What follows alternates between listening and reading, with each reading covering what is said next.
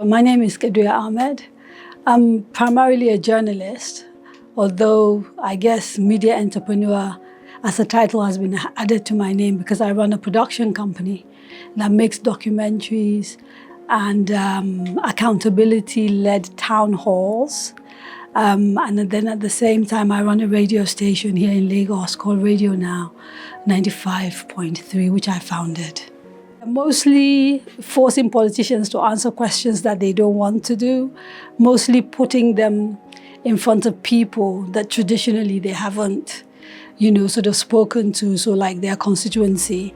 So for example, one of the programs that we do called Open Square brings members of the National Assembly face to face with the people that they're supposed to represent at the National Assembly.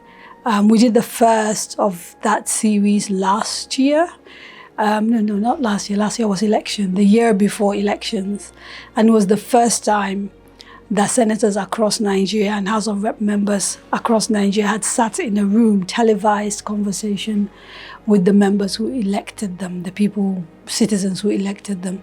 So those are the sort of things we do. Of course, we do the presidential town halls as well, which I anchor. But we also do a lot of documentaries and we're looking, to expand. We're beginning to look at podcasts and a whole bunch of other things outside the radio station. Yeah.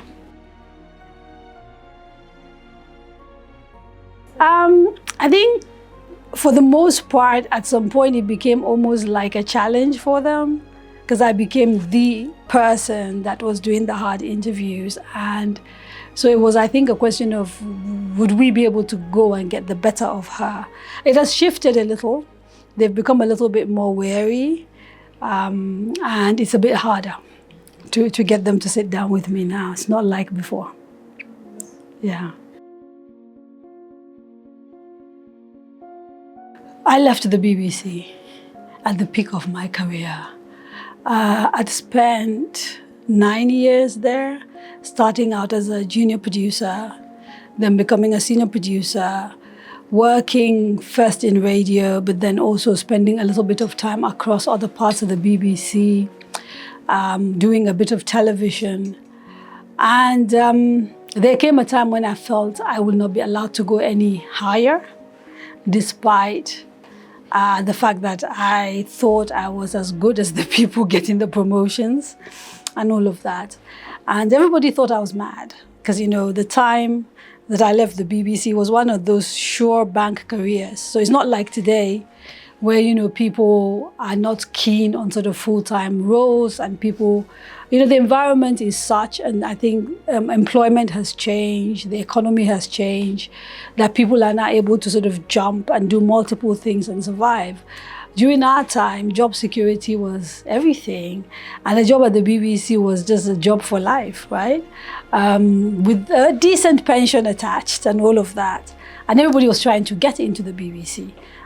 For good reason. I mean, it was probably the best broadcasting school in the world, in the sense that if you worked in the BBC, you could you learn things. And it's a massive organization. So you could literally spend your career moving from department to department and doing different things. So yeah, leaving was hard, but it was a difficult decision. But without it, I don't think I would have done all the other things I've done now. So I think in the end it worked out, but it was hugely risky when I left. I kind of had a rough idea. And then I hated what I decided to do when I actually started doing it. Because what I thought I would do was I would go and do a little bit of strategic comms. And then when I started doing that, and there was really good money in it, helping companies. I set up a business that basically was helping.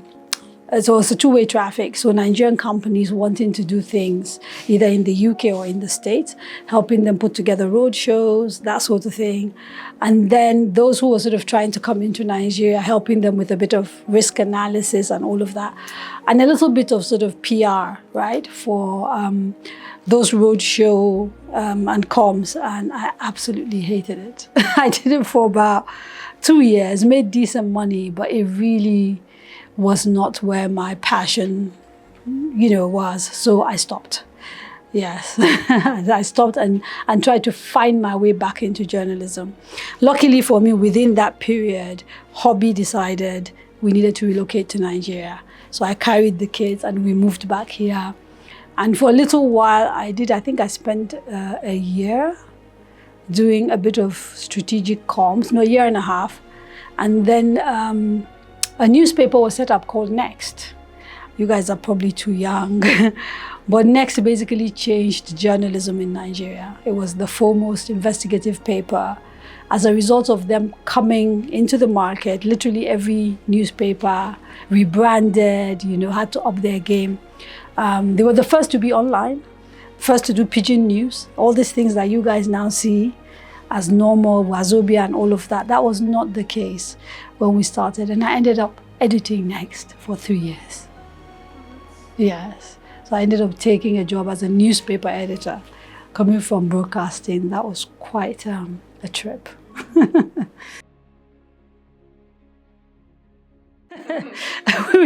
we fail all the time. We just stand up and dust our feet and keep going. But even my early career in the BBC, to be honest, was driven by a failure. Because what had happened was, so I got a Chevening scholarship and I went to do my master's. I'd always said I want to work at the BBC. For literally from the time I dropped my bags in the hostel, every chance I got, I went to the BBC. Sometimes I didn't even get in, right? But eventually they got to know me. And so I was given a part-time role in what was the World Service Hausa service, because I speak Hausa, right? And so for me, that was supposed to be my entry into the BBC, doing World Service Hausa, and then from there, maneuver well. Unfortunately for me, after uni finished, and I applied for a job there, they basically said, no, your Hausa is not good enough, right? But I'd done enough in terms of just helping to support people in the English service and whatever. And I'll never forget a guy called Nick Curry, who was sort of the major person running what was then a program called Network Africa, which was sort of the English program for the African continent. He kind of heard that that service had said, no, they don't want me. And he's like, they're crazy. Come on, work for me. So I ended up actually going into the mainstream because of that rejection from the Hausa service. And that was really how my career at the BBC started. So that was, and I'd sort of spent 2 days crying my eyes out. Basically thinking, okay, what next? Do I want to come back to Nigeria? No. The media environment in Nigeria wasn't very inspiring at that time, right? And I'd managed to get a visa that I think they've reintroduced it now that allows you to work for 2 years if you sort of finish postgraduate studies and you're under 27. It's called a young person's visa. So I'd got that visa, so I had 2 years. And I just thought, what am I going to do in those 2 years? But then, this came through. And eventually what they then did was gave me a full-time job, applied for a work permit on my behalf, etc., etc. And I ended up staying in the BBC for roughly 13 years. Yeah, we were having to work within institutions, and institutions are not easy to navigate, right? They can be very difficult. They have cultures, and they don't necessarily like rebels, if you like, people who question the status quo, who ask for things to be done differently. Yeah.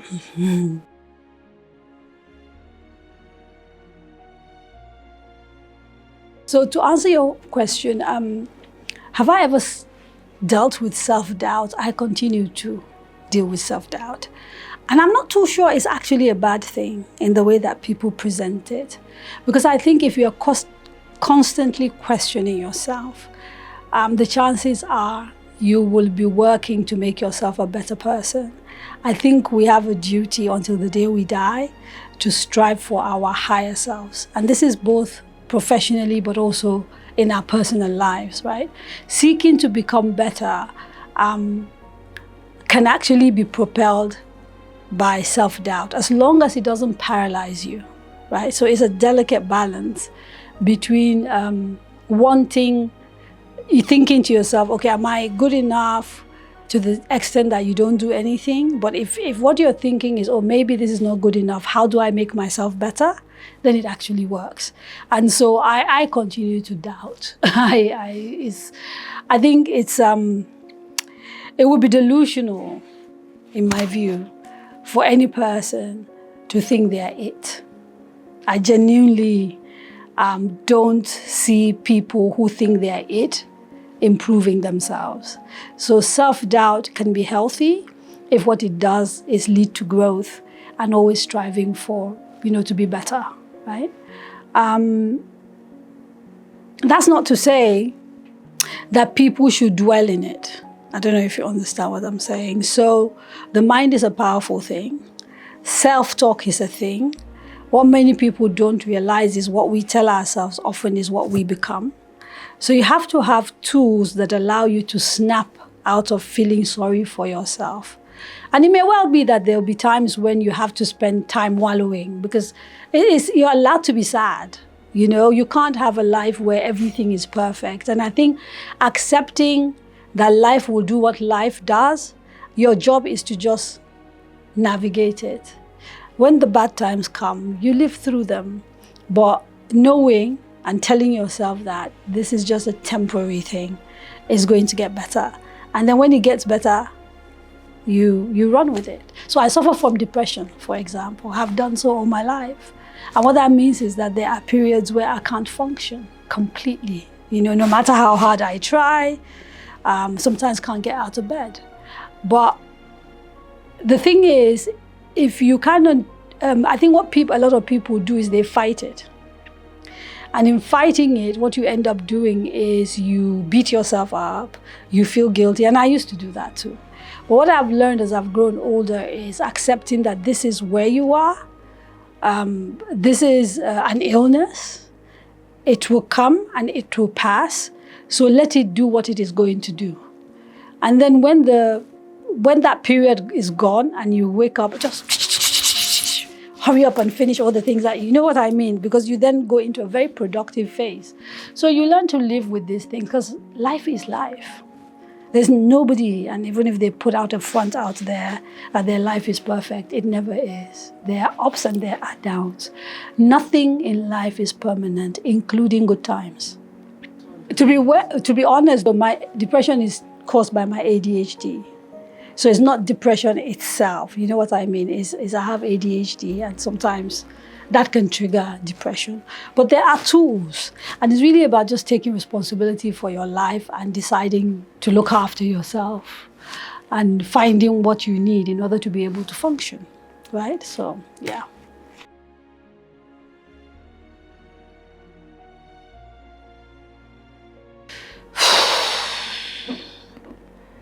I hope they learn to be fearless.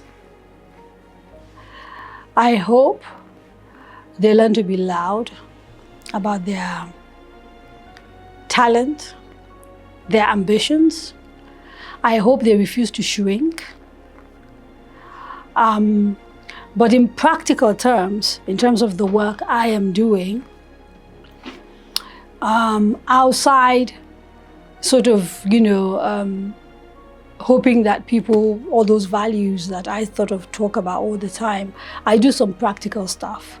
So, for example, I do scholarships for female journalists that come from families that are not very affluent. We run those scholarships in University of Uyo, because I did my NYSC in Akwa Ibom, so I decided that would be one of the universities. LASU, because I live in Lagos, and Bayero University, Kano, where I went to school, where I did my first degree. I think in total now, we've graduated maybe 16 girls, and we've got, I think, another I'm not sure 100%, I have to check, but maybe there are 5 or 6 in school. We do full scholarships, meaning we fund them from the time they enter the first year. For the full degree program, would pay their fees, would pay their accommodation, and would give them a little stipend. So what happens is, as one person graduates, then we bring in another person to replace them. And when we started out, we'd hoped we'd be doing this in batches of about 4 to 8.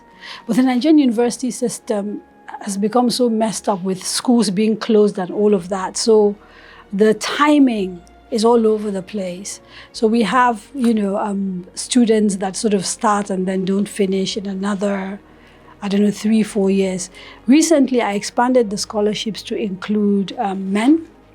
And with that, we're not really focusing on media, but we've taken young boys, at least 2 of them, that we think, are bright, have a future, but can't afford school fees. So one is at, University of Nasarawa, one is University of Abuja.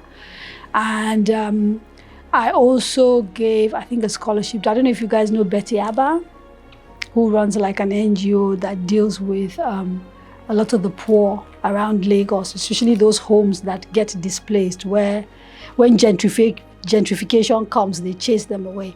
So she has a few girls under her, and she came to my office 2 weeks ago with a young girl who'd gotten admission to read business admin at the University of Lagos, but parents couldn't afford it. So we've also added her to the scheme. So in practical terms, I want part of my legacy to be the education of women, but also female journalists, right? Young girls, because I think the irony of it is that because there's so much content being created, right?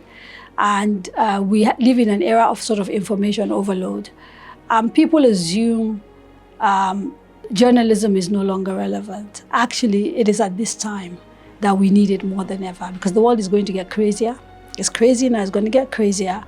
Deep fakes, AI, there's so much that is going to happen, and people are going to start looking for trusted people that they can look at, trusted media organizations, to figure out what is real and what isn't. And I think that is where good journalism will come in. So I think we're going to enter a phase where suddenly people are also saying, where are the authentic storytellers? Where are the authentic journalists? Where are the voices we trust? Because everything out there, including fake things, are going to look so real that people are not going to be able to tell on their own what is real and what isn't.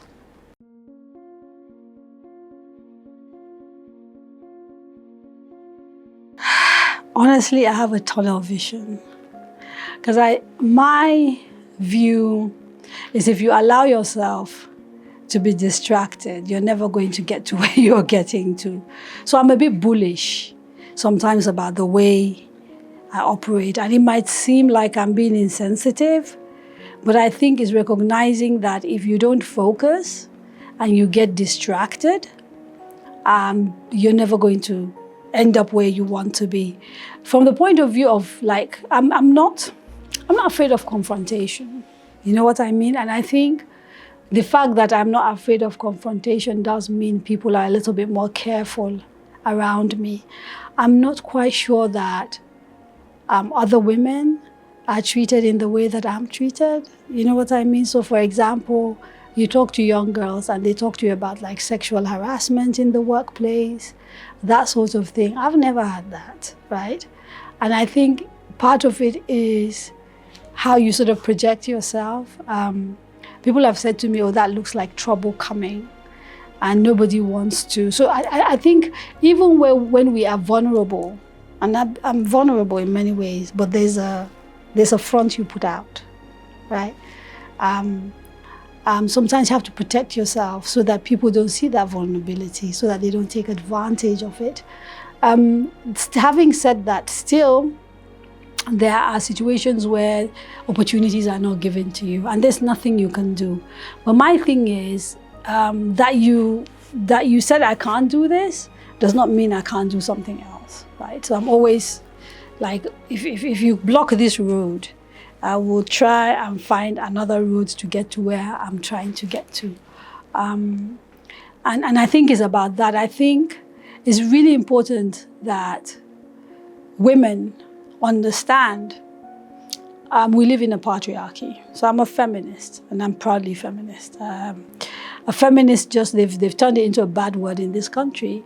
But a feminist is essentially a woman who feels men and women deserve to be treated with equity equitably, but also that they are actually equal when it comes to, not that they are the same, you know, we're different. I mean, sexes are different, but that when it comes to opportunities, when it comes to work, when it comes to being treated as fully human, then women also deserve to be treated as fully human. And so I think part of what women have to do for ourselves is actually to self-realize.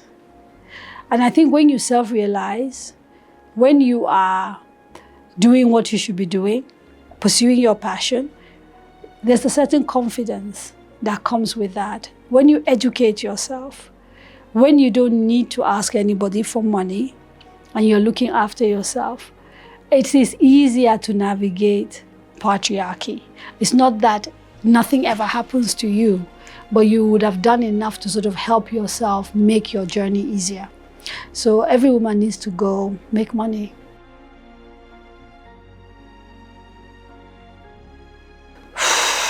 Oh Lord, the thing is, my taste in music is so eclectic. And I think it sort of shifts depending on my mood. So, you know, Spotify does this rap every year.